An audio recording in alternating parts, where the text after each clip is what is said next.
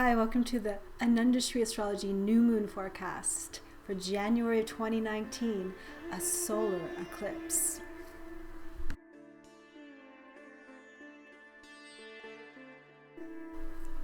And so it begins, 2019. How are you feeling? There's a solar eclipse on January 5th, peaking at 5:28 p.m. Pacific time. The moon is waning and waning, and in an eclipse, it becomes so dark that it eclipses the sun itself. Like a normal new moon cycle, it signifies new beginnings, a new cycle, but it is much more powerful. Solar eclipses can indicate cycles of change that have repercussions for many months, even years in the future. So this solar eclipse is not visible in most parts of the world. I think in Japan, some parts of Russia, and China, it's visible, northern Pacific Ocean. But even when we don't see these eclipses, they are having an impact. And the lunar eclipse, they always come in pairs, a solar eclipse and a lunar eclipse, and sometimes even a third eclipse, depending on the cycle. But there will be a lunar eclipse coming on the 20th or the 21st, and that one will have a lot of energy to it because it will be total and a supermoon. So a very powerful cycle of transformation is happening, this lunar cycle. A lot of stuff coming up. But sometimes it's karmic. You know, eclipses happen when they conjoin Rahu and Ketu, which are in Vedic astrology, we call it the Karmic Axis. It's a place where the energy of our fate and karma are flowing. And it has a lot to do with past lives and how our souls are evolving. And it has big, sometimes enormous repercussions on the world and how the world is changing and how we relate to one another and share resources here as well. So 2019 is starting off with the energy of the eclipses, and I think it is a theme that's probably going to run through the whole year because Saturn and Ketu are coming together for a very long time this year. They're going to be in 1 degree of one another, something that doesn't happen too frequently, for almost 6 months.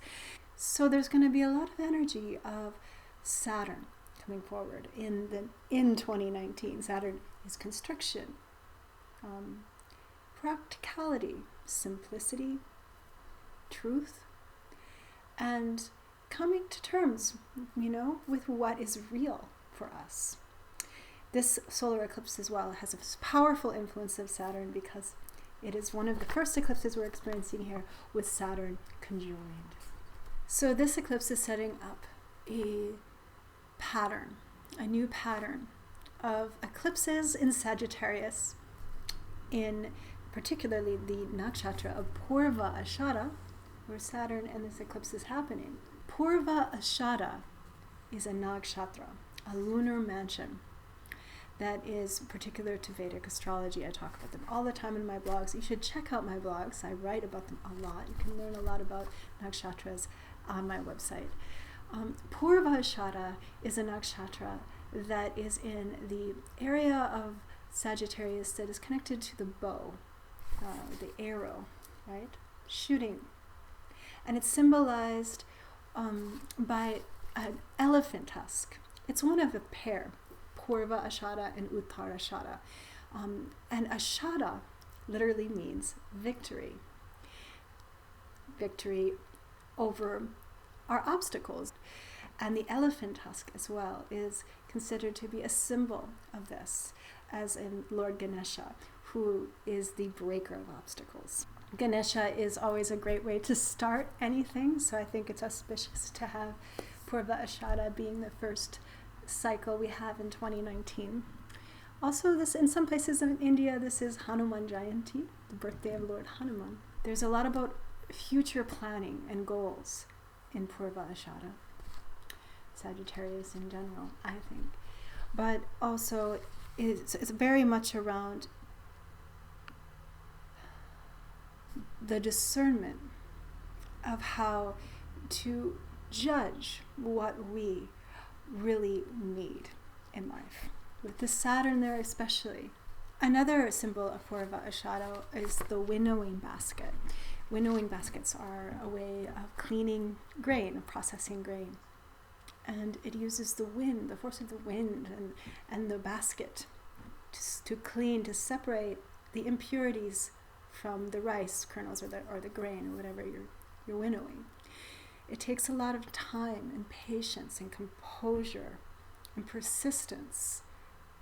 And it's a way of really separating out carefully what is needed from what is not. And so, the solar eclipse beginning this pattern through 2019, I think, is speaking about how this year is going to be a time of really getting to know what's necessary in life. And of course, this all depends also on the dasha cycles you're running and how these eclipses are going to be throughout the year, aspecting your natal chart and what houses they're triggering. And so this is something I can't cover, of course, in a video like this, but I am offering a webinar that I'm going to go over all of the transits of 2019, not just the eclipses, but all of them, all the planets, and talk about how they're aspecting each Vedic sign.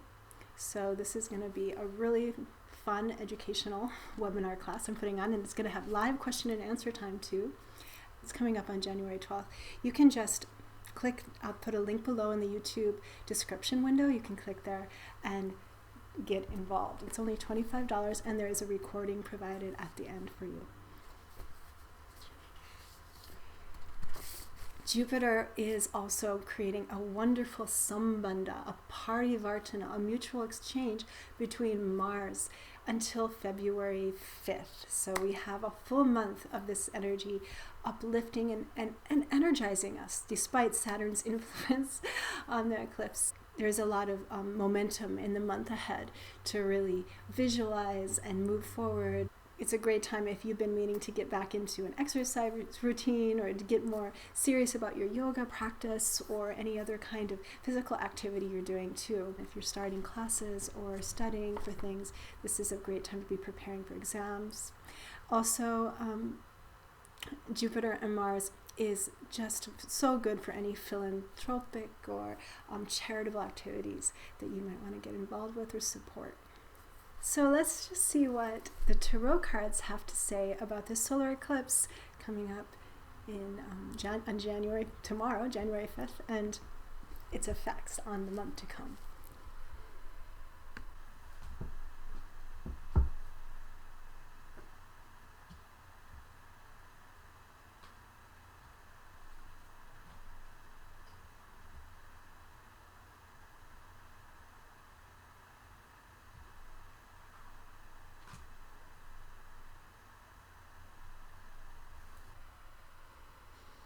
Okay, well, the first card that came up is the Hangman. A lot around sacrifice, surrender, letting go. Now, Ketu is the tail of the snake that is causing, in a sense, this eclipse. The sun and the moon are conjoining near Ketu. And Ketu is the liberator, right? The moksha karaka, the one that surrenders. The tail, right, the snake. In a sense, it really reminds me of this card, the Hangman. A lot of spiritual power. Also, the Hangman is the element of water. This element of water is the spiritual world. The apas, the water that carries us away to moksha, that purifies the spirit.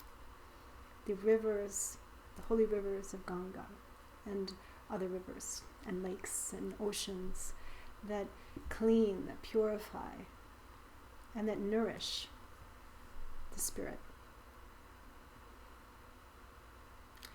Now Saturn in Purva Ashadha does really recall a very deep spiritual wake up, kind of, right? There's an element of simplifying.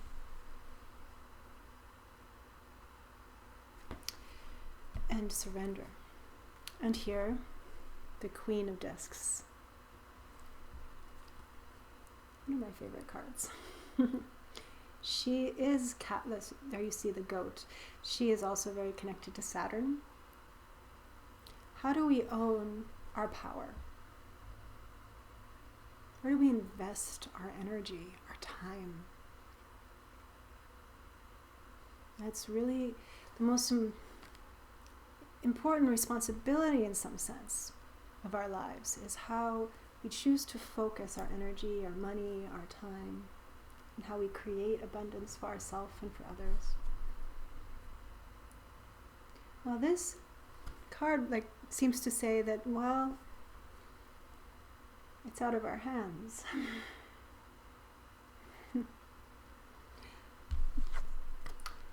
The last card, the Six of Coins, is saying, though, that it is very much in our hands. So, very interesting juxtaposition of these three cards.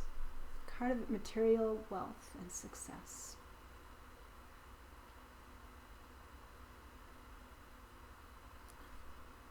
I think Saturn joining Ketu has the power to bring us more into alignment with how we work in the material world. Bring us into more awareness how we invest our money, our time, creating sustainable and healthy alternatives. A lot of spiritual growth is possible. All right, let's just take a look. What we own, what we desire, the abundance of life and the earth that's always offering, always nourishing us, giving us so much opportunity. How much do we take and how much do we give? And where do we find true happiness and satisfaction? How much you share and how much you don't share of your energy, of your time. Finding balance. And you are the caretaker of the earth that you walk on and that you share with all the other animals and humans here on earth. There is plenty for all of us.